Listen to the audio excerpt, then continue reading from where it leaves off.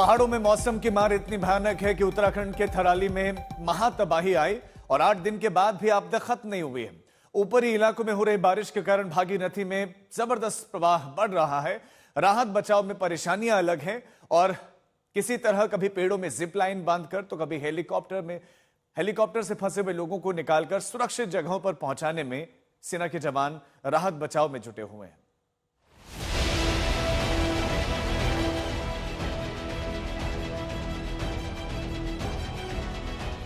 आसमान में हेलीकॉप्टर मंडरा रहे हैं।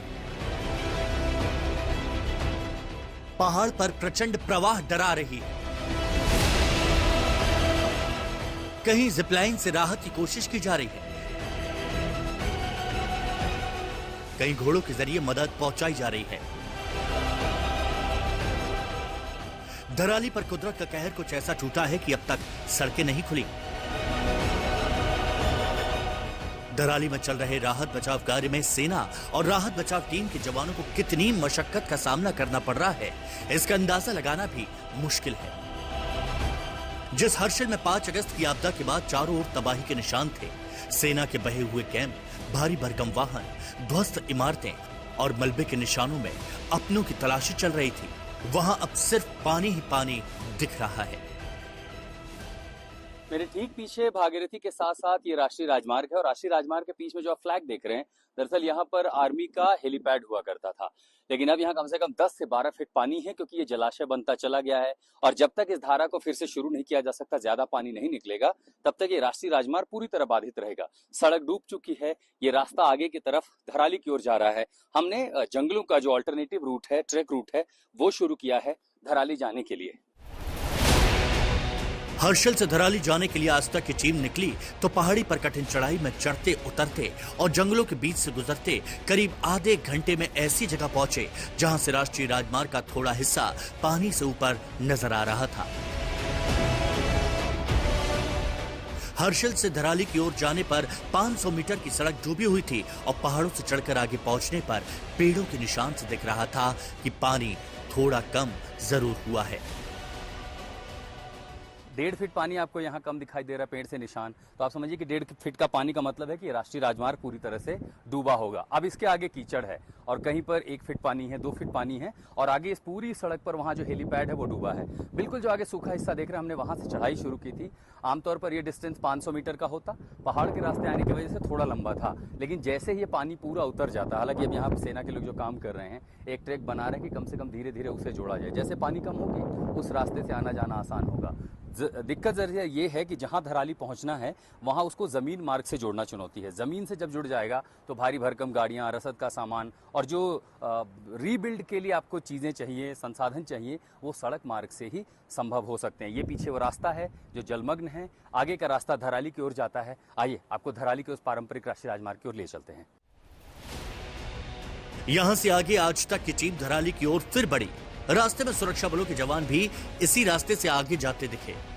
इन पहाड़ी रास्तों पर चलना बहुत मुश्किल है, आम लोगों की सांसें फूलने लगती हैं।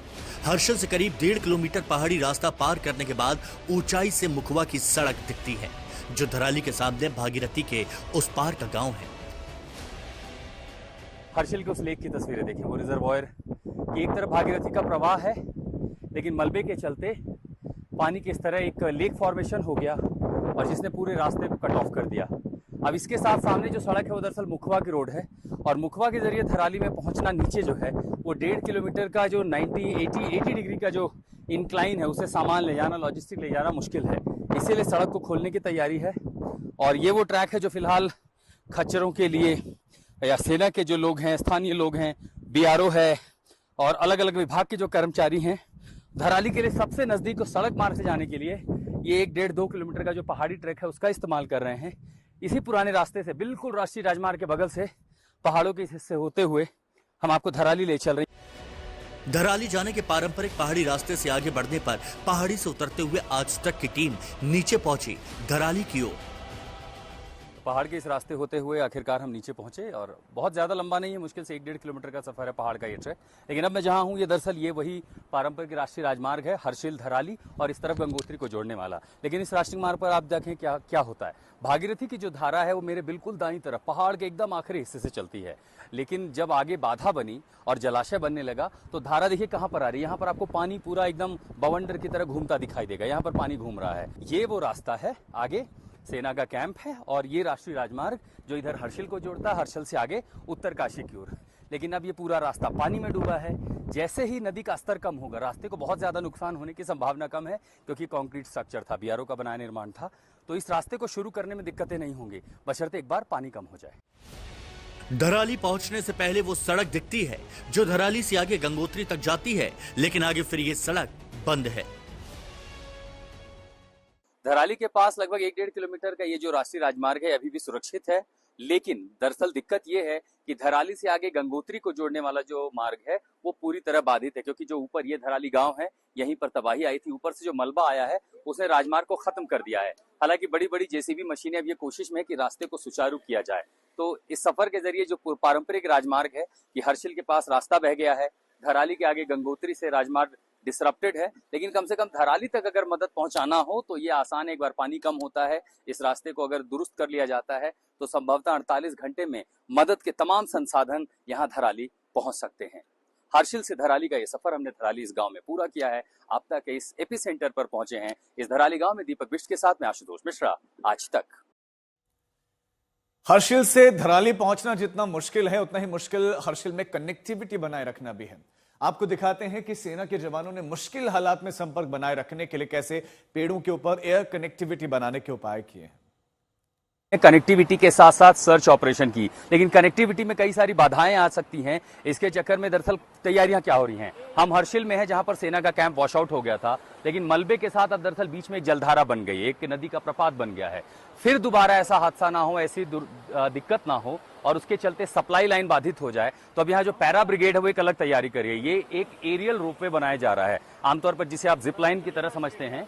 तो यहाँ पर पेड़ों से कैंप से एक हिस्से से लेकर के अगले हिस्से तक ये जो पैरा ब्रिगेड के जवान हैं वो एक एरियल रोपवे बना रहे हैं। अब इसका काम दरअसल क्या होगा, अगर मान लीजिए दोबारा यहाँ कोई बाधा आती है, फिर कोई आपदा, चूंकि मौसम यहाँ लगातार बिगड़ते रहता है, तो सप्लाई लाइन जो इसेंशियल्स हैं, आपका खाना है, राहत सामग्री है, दवाइयां हैं, या इसके अलावा बिजली रिस्टोरेशन है, हर वो जरूरत की चीजें जो आपको धराली पहुंचानी है वो इस जिपवे से दूर के हिस्से से वहां से बांधा जा रहा है, उसे स्लाइड करके यहाँ लाया जा सकेगा। ये एक हिस्सा हो गया। इसी के साथ साथ इसके दूसरे हिस्से में, चूंकि यहाँ पर जो ट्रैक है, मोटरेबल ट्रैक है, वो पूरी तरह दब चुका है मलबे में, और वो मलबे के साथ साथ पीछे जलाशय है, तो यहाँ दूसरे हिस्से में भी एक जिपलाइन और तैयार की जा रही है। तो ये एरियल रोपवे दरअसल कोशिश ये है कि हर्षिल को धराली से लगातार जोड़े रखा जा सके, इसलिए जोड़ें ताकि जो आवश्यक चीजें हैं उनकी सप्लाई जो है धराली तक पहुंचे।